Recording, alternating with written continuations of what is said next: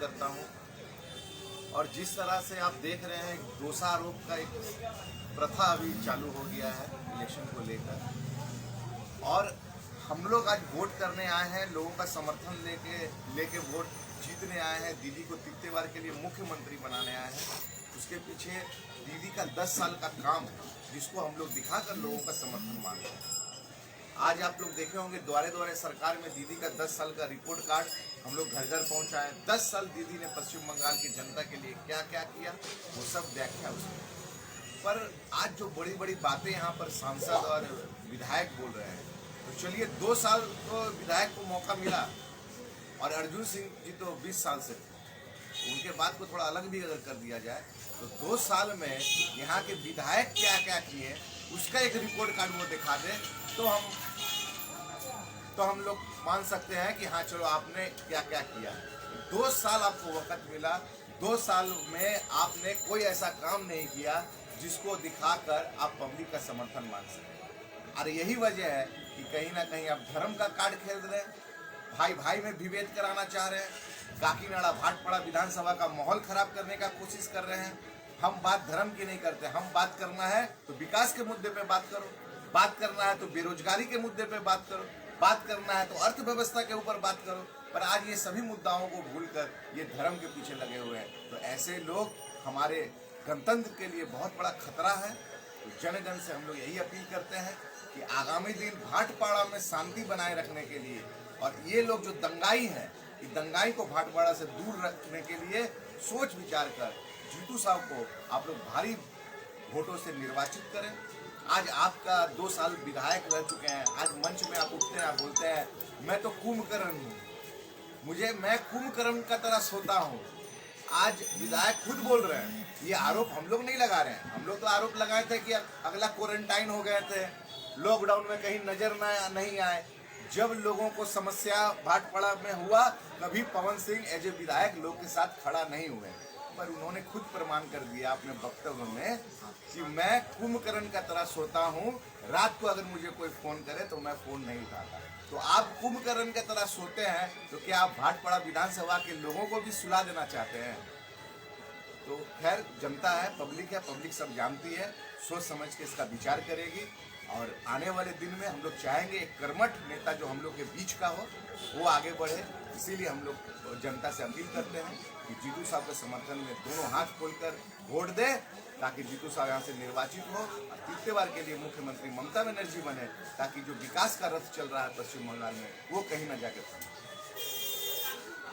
Sir, आज के press conference में जीतू साहब जो प्रत्याशी नजर नहीं आ रहे हैं, वो आखिर कहाँ हैं?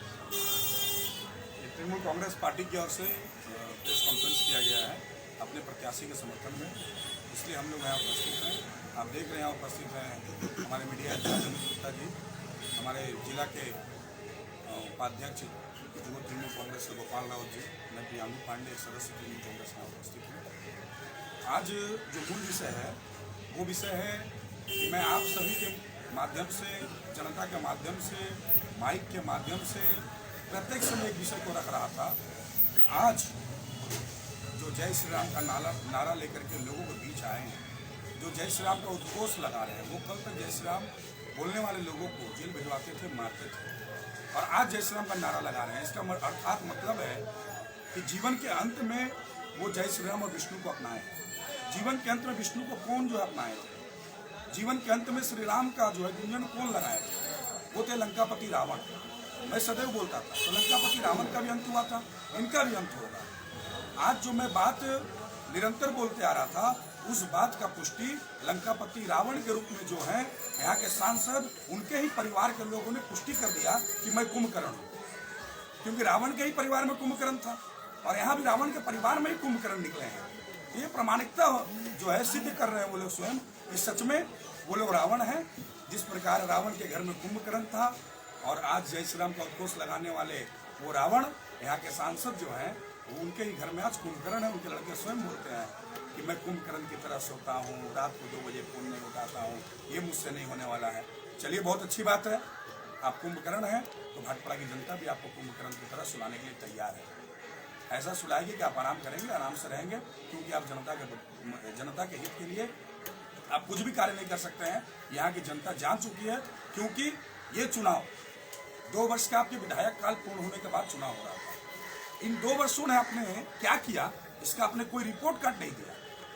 जनता जानना चाहती थी कि आप जो 2 वर्ष में क्या काम किए और आप आने वाले दिन में क्या करेंगे, वो विषय अलग है, लेकिन आपने जो कार्य किया वो तो बताएंगे। आपका कोई रिपोर्ट कार्ड जनता के मध्य नहीं आया कि आपने 2 वर्ष में क्या किया। देंगे कहाँ से रिपोर्ट कार्ड? कुछ किया ही नहीं है। कभी दुबई तो कभी यहाँ। हम लोग तो सोचते थे कि सच में क्वारंटाइन में है। गुप्ता जी की बात बिल्कुल सत्य है। कहाँ क्वारंटाइन में थे? वो तो खुद बोल रहे कुंभकर्ण थे। इस बार उनका जो कैलेंडर छपा है, हर बार उनका कैलेंडर छपता था, जो यहाँ से लगातार 4 वर्ष विधायक रहे हैं अर्जुन सिंह, उनका कैलेंडर जब छपता था तो उस पर कार्यों का उनका लेखा जोखा होता था। इस बार उनके जो पुत्र हैं पवन कुमार सिंह, 2 वर्षों का उनका कार्यकाल का वो जो छापे हैं, उसमें माननीय प्रधानमंत्री जो है उनके साथ उनका फोटो दिख रहा है। अम्फाम में काम किए हैं उसका फोटो दिख रहा है। हॉस्पिटल में वो रोगियों के साथ सेवा कर रहे हैं उसका फोटो। तो क्या प्रतिक्रिया रहेगी आप लोगों की इस पर? देखिए, फोटो दिखाना और वीडियो दिखाना बहुत आसान है, सहज है। आपने कार्य क्या किया उसका उल्लेख करें ना। कार्य क्यों नहीं दिए? उनके विधायक रहते हुए जब वो विधायक थे तो प्रत्येक समय 5 वर्ष के बाद अपना रिपोर्ट कार्ड देते थे कि हमने ये किया, अपने कोष से यहाँ ये करवाया, यहाँ ये करवाया। आज क्यों नहीं दे पा रहे? निश्चित रूप से आप कोई भी कार्य नहीं किए। जनता के लिए कोई कार्य अपना करता है, इसलिए जो है आपको जो है जनता जो है इस बार नकार रही है। जनता आपको कुंभकर्ण बनाने जा रही है। मुख्यमंत्री ममता बनर्जी इलेक्शन कमीशन को बोलते हुए थक गई कि कोरोना कोविड-19 का सिचुएशन पूरे बंगाल में भी बढ़ रहा है और उन्होंने शायद आज प्रचार प्रसार को बंद कर दिया है। तो इस पर क्या बोलें? माननीय मुख्यमंत्री तृणमूल कांग्रेस की सुप्रीमो ममता बनर्जी जी के इस निर्णय का हम लोग स्वागत करते हैं, वंदन करते हैं, अभिनंदन करते हैं। हमें खुशी है, हमें हर्ष हो रहा है कि हम लोग ऐसे राज्य के मुख्यमंत्री हैं जिस राज्य के मुख्यमंत्री सत्ता को जो है नजरअंदाज करते हुए सबसे पहले जनता हित की बात किए हैं, प्रजा हित की बात कर रही हैं। आज प्रजा हित के लिए, जनता के हित के लिए उन्होंने बारंबार इसी के पास जो है आवेदन किया था कि इस चुनाव को एक बार करवाया जाए, नहीं तो बहुत ही जो परेशानी में पड़ जाएगी। यदि जनता ही नहीं रहेगी, यदि जनता का ही हित नहीं होगा तो फिर चुनाव करा के लोग क्या कर लेंगे? सत्ता आएगी और जाएगी, लेकिन जनता का हित सब सर्वोपरि है। लेकिन इसी ने कुछ भी नहीं सुना। अंततः जो है माननीय मुख्यमंत्री जी ने ऐसे वक्त में जब पूरे बंगाल में चुनाव की जो है रसाकसी चल रही है, खींचाखींची चल रही है कि कौन आगे निकल जाए, कौन जो है कितना आगे निकल पाए, उस समय ने माननीय ममता बनर्जी जी ने जो निर्णय लिया है, मैं तो इतना जरूर बोलूंगा कि उनका ये निर्णय जनता हित के लिए है। इसको हम लोग स्वागत करते हैं। वो आज प्रचार बंद करने का निर्णय लेकर के पूरे बंगाल के साथ साथ भारतवर्ष के साथ साथ पूरे विश्व में जो है एक अच्छा संदेश दी है कि प्रजा हित से ऊपर कोई भी कार्य नहीं होता है। इसलिए मैं बारंबार उनको वंदन एवं अभिनंदन करता हूं। आज आपके इलाके में यानी कि भाटपाड़ा असेंबली में शुभेंदु अधिकारी आए थे, उनका रोड शो था। दिलीप घोष भी इधर से ही गुजरे हैं और उनका भी जगतदल में रोड शो हुआ है। तो क्या उनके आने से भाटपाड़ा की राजनीति में या फिर तृणमूल कांग्रेस को क्या फर्क पड़ेगा, क्या फर्क नहीं पड़ेगा? कोई फर्क पड़ने वाला नहीं है। कोई आए कोई जाए, ये लोग आ रहे हैं, कोविड-19 को बढ़ावा दे रहे हैं।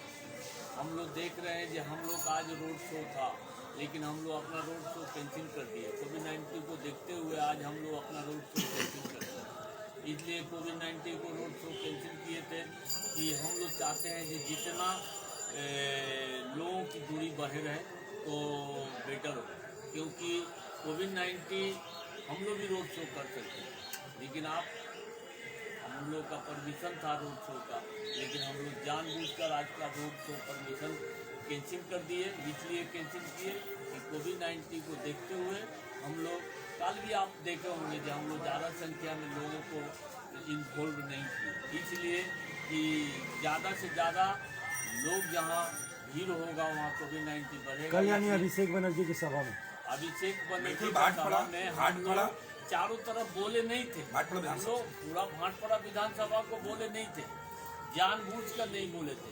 इसलिए देखिए, आप देखे होंगे इसके पहले हम लोग जहाँ भी सभा किए बीच 50,000 का आदमी का हम लोग किया, लेकिन वहाँ हम लोग जानबूझकर कुछ कम किए थे कि लोगों को डिटेल्स मिले, दूरी मिले। और कोविड-19 को समस्या को देखते हुए आज हम लोग कोई रोड शो नहीं किया। आज जो शुभेंदु अधिकारी की रैली में भीड़ थी, उस भीड़ पे व्यक्तिगत प्रेंगू पांडे की क्या प्रतिक्रिया होगी? क्योंकि आप भाजपा में रहे हैं, भाजपा के संगठन को जानते हैं। पिछली कई रैलियां जो थी शुभेंदु अधिकारी को, उसको अरेंज करने में भी आपकी भूमिका थी। तो ये जो इनकी आज की जो रोड शो थी, इस पर आपकी क्या प्रतिक्रिया रहेगी? शुभेंदु अधिकारी जी की सबसे पहले टीडा का खरदा की रैली आप लोग को ध्यान में होगा, और आज जब वो भाटपाड़ा में आए वो सोच रहे होंगे उनको समझ में आया होगा कि भाटपाड़ा की सच्चाई क्या है। आज जो यहाँ का सांसद बनकर बैठा हुआ है उसको जनता कितना प्यार करती है, कितना प्रेम करती है और उनके साथ कितना कार्यकर्ता है वो आज देखे होंगे। संख्या जो है 1000 में नहीं ले जा पाए हैं, वो संख्या सैकड़ों में ही रह गई। उनको प्रमाण हो गया होगा, उनके अंतरात्मा में भी ये विषय चल रहा था कि क्या सचमुच अर्जुन सिंह जी का यहाँ पर जो है बाहुबल या उनका जो है प्रेम कमा है। आज उन्होंने देख लिया अपने आंखों से कि यहाँ लोग नहीं थे, 3 जो है डीजे साउंड लगा करके लोगों को जो है गाना बजवा करके लोगों को झुमवा रहे थे। लेकिन पार्टी के साथ में रहने वाले भी कार्यकर्ता आज जो है सम्मिलित नहीं हुए। जो भारतीय जनता पार्टी के कार्यकर्ता वो भी नहीं दिखे। आप देखेंगे आधा से ज्यादा जो है कार्यकर्ता घर में सोए थे वो ना दिखे। संख्या जो है 500 से 600 के ही बीच में रह गई, वो भी dance team, DJ team, band बाजा सबके साथ लेकर। तृणमूल कांग्रेस चूंकि आप लोग हैं और भाजपा में भाजपा के कुछ ऐसे नेता हैं जो सिंह परिवार से अलग हैं, क्योंकि आप लोग हमेशा परिवारवाद के खिलाफ लड़ते हैं या फिर परिवारवाद के खिलाफ बोलते हैं। आप लोगों का टोटल टारगेट जो होता है अर्जुन सिंह और उनके परिवार के अगेंस्ट में होता है। आज भाजपा के ही एक नेता है, पार्षद पति हैं, उनका भी आरोप लगा कि आप लोग भी परिवारवाद को प्रश्रय देते हैं। तो क्या प्रतिक्रिया रहेगी आप लोगों की? हमारे यहाँ परिवारवाद को प्रश्रय नहीं दिया जाता है। ये यदि कोई बोलते हैं तो भूल कर रहे हैं। परिवारवाद को प्रश्रय देने वाला एकमात्र कोई अगर है तो वो अर्जुन सिंह है, जो आपको पूर्ण रूप से देखने को मिल रहा है। सांसद खुद, बेटा विधायक, चेयरमैन बनने का समय आया तो भतीजा, पास में सीट पे विधानसभा में तो बहनोई विधायक। ये क्या है? परिवारवाद नहीं है तो क्या है? 18 लोगों का लिस्ट बना कर रखे हुए हैं कि अपने परिवार के लोगों को काउंसलर बनाएंगे। भारतीय जनता पार्टी के जो कार्यकर्ता उनके साथ रह रहे हैं वो भी जान रहे हैं उनका कुछ होने वाला नहीं है।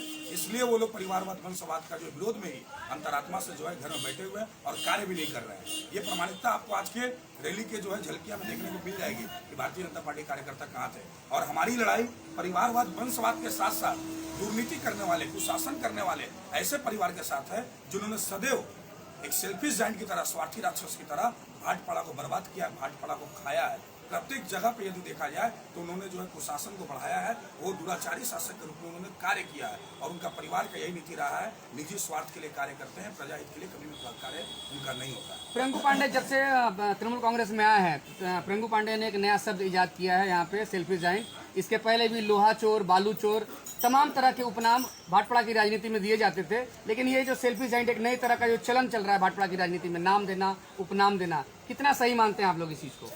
देखिए, वो स्वार्थी राक्षस हैं। मैं आपके माध्यम से 3-4 जो प्रश्न में करना चाहता हूँ। यदि सचमुच वो उत्तर देना चाहते हैं तो दे सकते हैं, अभी उनके पास समय है, आराम से वो बोल सकते हैं कि मैं उनको सेल्फी जाइंट क्यों ना बोलूं।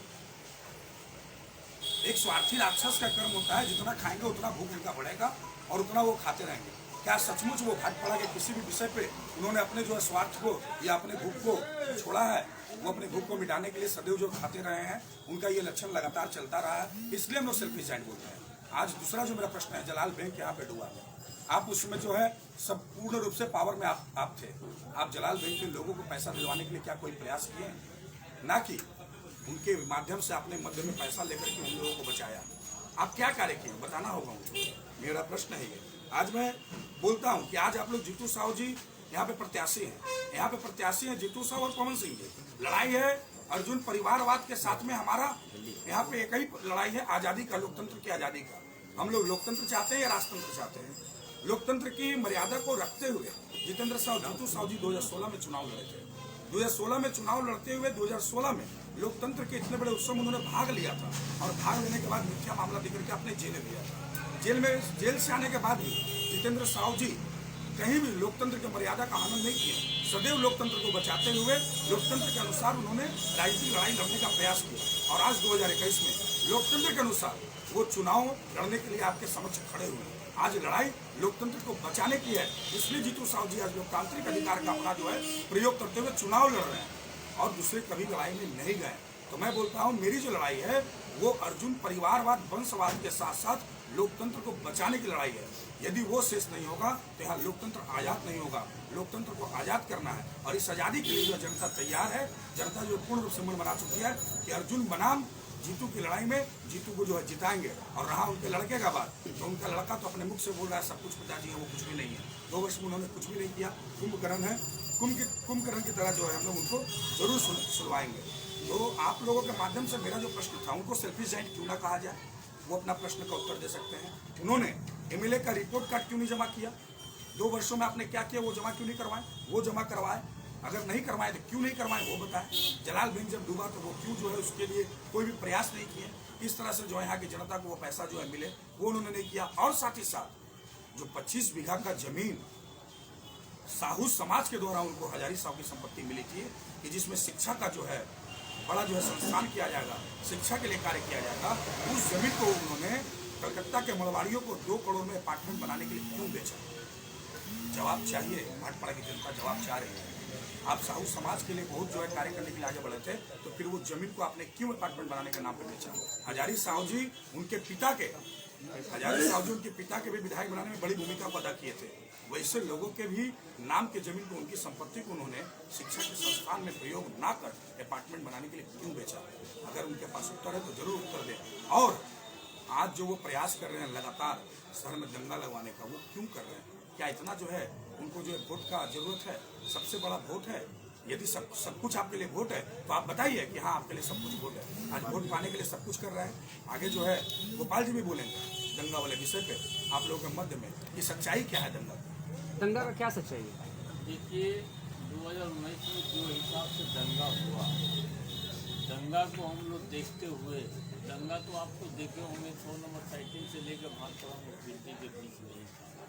इतना बड़ा दंगा तो देखते हुए हम लोग जो दंगा में जितने तकलीफ सहे हैं, जितना असुविधा सहे हैं, अगर दंगा को रोका जाता तो उतना बड़ा दंगा नहीं।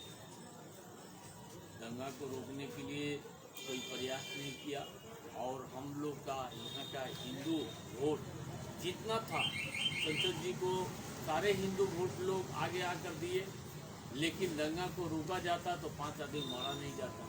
5 आदमी मरा भी, उन लोगों को आज तक जो हम देखे हैं जे मुआवजा के नाम पर जो पैसा मिलने वाला था वो भी नहीं मिला। अच्छा, मुआवजा के नाम पे बहुत सारा कंट्रोवर्सी है, बहुत सारे लोग कंफ्यूज हैं मुआवजे को लेकर। कोई बोलता है 10 लाख, कोई बोलता है 4 लाख नौकरी, अब घर वाले बोलते हैं कि 2 लाख मिला। क्या मिला, क्या एक बार क्लियर कर दीजिए आप। नहीं, मैं बता रहा हूँ। राहुल वालिया जी, बीडी राम जी जब आए थे, 3 संसद जो आए थे, ठीक है, उन लोगों ने साफ सुथरा बोला था 10 लाख रुपया करके जो है दोनों परिवार को मिलेगा। वो मौखिक नहीं था, वो मीडिया के संवादी के सामने ही बोला गया था, ऑन कैमरा ही बोला गया था। तो 10 लाख रुपया आया तो गया कहाँ? निश्चित रूप से वो खाए। गोपाल जी बोल रहे थे, मैं उस बात को पूर्ण कर दूंगी कि जिस समय दंगा लगा हुआ था शहर में, उस समय गोपाल जी ने कई बार उनको आवेदन किया था कि हमारे घर के पास बम चल रहा है, हमारे गली मोहल्ले के लोग परेशान हैं, हमारे लाइन बाउंड्री के लोग परेशान हैं, इसको बंद करवाइए, प्रयास करिए, इसको शेष करिए। इनको एक ही जवाब सुनने को मिला था। इन्होंने कहा, उन्होंने क्या कहा गोपाल जी को कि यदि दंगा बंद हो जाएगा तो मेरा वोट कैसे बढ़ेगा? दंगा होने तो तुम्हें क्या जाता है? अंततः इन्होंने बाध्य होकर के उनका साथ छोड़ा कि जो लोग जनता के हित के लिए कार्य ना करें उसके लिए हम लोग क्या कर सकते हैं। और मेरा जो अंतिम सवाल है आपके माध्यम से, आप लोगों के माध्यम से, कि जीतू साहू जी के आप लोग जो है 2, क्योंकि 2 नंबर उनका सिंबल है, इसलिए 2 ही मैं बोलूंगा। यदि सच में उनके अंदर कुछ बुराई है, कुछ उन्होंने गलत किया है, तो 2 उनकी गलतियां को आप लोग गिना दें। हम लोग मान लेंगे कि जीतू साहू जी जो है यहाँ पे जनता के मध्य जो आए हैं वो कमजोर प्रत्याशी हैं, उनकी 2 गलतियां को कोई गिना दे। भारतीय जनता पार्टी को मैं सिर्फ नहीं, यहाँ के अर्जुन सिंह एवं अर्जुन सिंह जी के जो अर्जुनवादी लोग हैं उन सभी से मेरा प्रश्न है कि सांसद जी आकर के या विधायक जो है, जो प्रत्याशी है, दोनों लोग आकर के सामने कोई भी आके जवाब दे। जीतू साहू जी का 2 जो है अवगुण को वो लोग दिखा दे, मैं मान लूंगा। वो 2 अवगुण नहीं दिखा पाएंगे। मेरा सवाल गोपाल राव जी से है कि उस वक्त जब यहाँ पे भाटपाड़ा के दंगे हो रहे थे तो उस वक्त आप शायद तृणमूल कांग्रेस भारतीय जनता पार्टी में थे, अर्जुन सिंह के आप साथी थे। तो ये जो दंगा था, बहुत सारे लोग या फिर विपक्ष को ही आप ले लीजिए, विपक्ष कहता है ये जो दंगा था ये पुलिस प्रायोजित दंगा था, और चूंकि आपका घर जो है काकीनाडा जूट में लाइन में ही है, और वहाँ पर हवाई चप्पल में, लुंगी में और फुल पैंट में लोग वहाँ पे आते थे। तो ये क्या बात सही थी उस समय? विपक्ष का जो आरोप है क्या ये सही है? देखिए, दंगा जिस समय हुआ था, दंगा में लाइन में कोई घुसा नहीं था। लाइन में 22 तारीख को रात को जो ना हुआ, 22 तारीख के बाद 23 तारीख से जो स्टार्ट हुआ दंगा, साल भर दंगा चला। लोग जहाँ तहाँ, कभी उधर से बम चलता है, कभी इधर से बम चलता है, रोज़ बमों की बरसात हो रही। लोग डर का हमारे हिंदू मुसलमान दोनों भागने, अपना अपना घर छोड़ते, हिंदू भी भागे, मुसलमान भी भागे। समस्या आ गया कि लोग अपना अपना बचने के फेरा में पड़ गए। हिंदू कहीं अपना बचने के लिए साहू समाज में निवास लिया, मुसलमान बचने के लिए हिमाचल गुरु हाई स्कूल के लिए। डर दोनों का था, जो बच गया, जो झमेला में कुछ आदमी झेल गया। तो समस्या यहाँ है कि जिस परिस्थिति जैसा परिस्थिति उत्पन्न हुआ, अगर उस परिस्थिति को शुरू में दबा दिया जाता तो ये परिस्थिति 1.5 साल भर नहीं चलता। वो परिस्थिति और भी दंगा हुआ है यहाँ पर, हठात झमेला होता है, लेकिन उसको रोक दिया जाता था। रोक देने से सारे लोग उतरते थे, रोड पर लोग उतरने से हिंदू मुसलमान दोनों पक्ष को समझाया। ये राजनीतिक लाभ लेने के लिए दंगा को इतने दिन तक चलने दिया गया। देखिए, राजनीति ही लाभ है। इतना दिन कहीं साल भर दंगा चलता है। आप लोग तो भाटपाड़ा से बाहर का न्यूज नहीं है, आप तो भाटपाड़ा में रहने वाले हैं। तो आप जो देखे हैं, आपका चैनल जो देखा है, जो चीज़ भाटपाड़ा के भूत भोगी, खास करके दूध मिल लाइन के लोग जो भोगे, वो अपना मुंह से हम बयान नहीं करते। सूरज पूछो। आपसे सवाल है, जनता का सवाल है कि दंगा इस बार नहीं होगा, कितना भरोसा दिला सकते हैं लोगों को? क्योंकि लोग ये नहीं चाहते हैं चुनाव के बाद 2 महीना उसका बच्चा स्कूल ना जाए। लोग ये नहीं चाहते हैं कि चुनाव के बाद 2 महीना उसके घर से कोई कारोबार ना हो। इस चीज़ को किस तरह से? मैं सदैव प्रत्येक मंच से इस बात को बोला हूँ और आज भी बोल रहा हूँ कि मैं आश्वस्त करना चाहता हूँ, हम लोग आश्वस्त करते हैं पूरे भाटपाड़ा नगर निवासी को कि भाटपाड़ा अंचल में हम लोग कोई दंगा नहीं होने देंगे। जिस प्रकार से मैंने अपने छिन्नमगली में कोई भी घटना नहीं घटने दिया था, अप्रिय घटना को मैंने रोका था, आज हम लोग पूरे परिवार भाटपाड़ा तृणमूल कांग्रेस का जितेंद्र साहु जी के नेतृत्व में आश्वस्त करते हैं कि कहीं भी किसी प्रकार की कोई अप्रिय घटना नहीं घटेगी। बच्चे बच्चियां स्कूल जा पाएंगे, यहाँ की महिलाएं बाजार जा पाएगी, यहाँ के प्रत्येक कर्मी वृंद अपने काम में जा पाएंगे, जुट मिल में कार्य कर पाएंगे, प्रत्येक लोग आराम से घर में घुर पाएंगे। यदि किसी प्रकार का बड़ा षड्यंत्र हुआ तो हमारी लाश के ऊपर से गुजरना पड़ेगा। सबसे पहले हम लोग मरेंगे, तभी तो इस शहर को कुछ होने देंगे। जब तक जीवित रहेंगे इस शहर में कोई अप्रिय घटना नहीं घटने देंगे, ये आश्वस्त करते हैं। और आप सभी के माध्यम से मैं भाटपाड़ा के प्रत्येक नगर निवासियों का अभिनंदन करता हूँ, वंदन करता हूँ, जो लोकतंत्र के इतने बड़े उत्सव में उन्होंने अभी तक जो है अपनी भागीदारी निभाई है। प्रत्येक जगह पे जनता का प्यार मिला है, जनता का स्नेह रहा है, प्रत्येक जगह पे जनता ने अपनी भागीदारी निभाते हुए लोकतंत्र की मर्यादा को ऊंचा किया है। और लोकतंत्र के सबसे बड़े उत्सव का जो अंतिम दिन होगा हमारे चुनाव का दिन, चुनाव के दिन भी सभी लोग भाग लें और चुनाव के दिन में भाग लेकर के सभी लोग अपने लोकतंत्र के सबसे बड़े उत्सव के दिन अपना मतदान करें। और अपना मतदान कर निश्चित रूप से अंत में अपनी लाइन को बोलूंगा कि मतदान ऐसे लोगों के लिए करें जो लोग आपके साथ सदैव रहे, जो लोग आपके साथ घूरते फिरते मिले, आपके दुख में आपके साथ रहे, आपकी बातों को सुने, आपकी बातों को समझे और आपकी बातों को बोलने में आपको किसी भी प्रकार का जो हिचकिचाहट ना हो, ऐसे जो है प्रार्थी जितेंद्र साहु जी को आप लोग वोट करें। 2 नंबर के निशान में बटन दबा करके जीतू साहु जी को जरूर जो है आप लोग वोट देकर के ज्यादा से ज्यादा मतों से विजय बनाए। ये जो हाथ जोड़ करके मेरा विनम्र निवेदन आप सभी के माध्यम से भाटपाड़ा के नगर निवासियों का है। लोकतंत्र का जय ही हमारी जो है प्रधान लक्ष्य है। लोकतंत्र का जय होगा तो निश्चित रूप से भाटपाड़ा भी आजाद होगा, एक अहंकारी राजा का समाप्ति होगा। 21 में हम लोग उसको हाफ साफ करेंगे, 24 में पूर्ण रूप से साफ करेंगे और इस अहंकारी राजा को यहाँ से समाप्त करेंगे। उसका अहम जो है खत्म होगा और भाटपाड़ा में आजादी आएगी।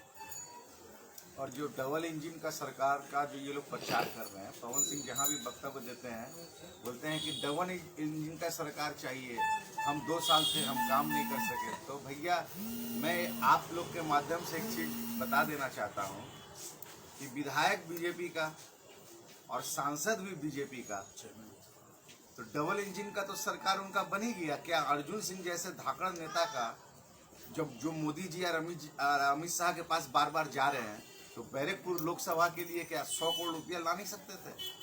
भाटपाड़ा विधानसभा के लिए क्या 10 करोड़ रुपया ला नहीं सकते थे? कुछ एक डेवलपमेंट करके दिखाते जिसका बदौलत आज आप लोगों का समर्थन मांगते। पर ये लोग तो भाई रहते हैं 8 महीना दुबई में और 4 महीना भाटपाड़ा में, तो कहाँ से होगा? तो लोगों चुनाव के बाद जो है नवरात्रा का शोभा यात्रा निकालने वाले आप लोग, आखिर क्यों चुनाव के आगे क्यों? निश्चित रूप से मैं बता दूं कि हम लोग धर्म की राजनीति नहीं करते हैं, धर्म का सम्मान करते हैं। धर्म हमारा आस्था है।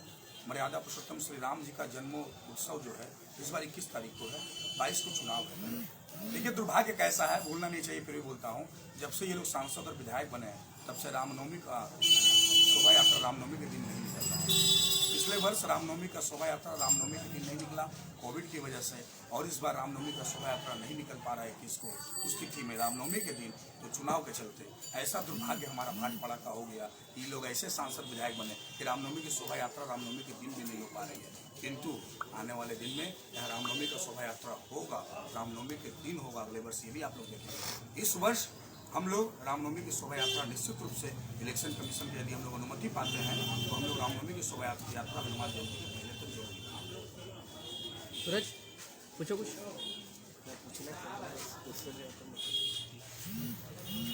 और कोई क्वेश्चन है किसी को? आप सभी को बहुत बहुत धन्यवाद, नमस्कार।